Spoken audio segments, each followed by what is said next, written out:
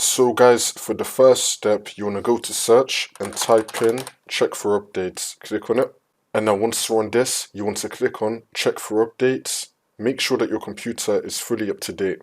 For the next step, you want to go to search and type in Windows PowerShell. Now you want to run it as administrator. And then click on yes. And now once you're on this, you want to type in sfc /scan now. And then click on enter.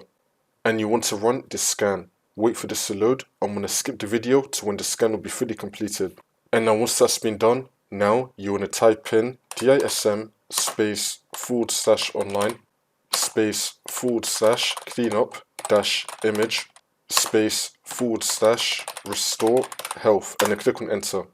And you want to run this scan as well.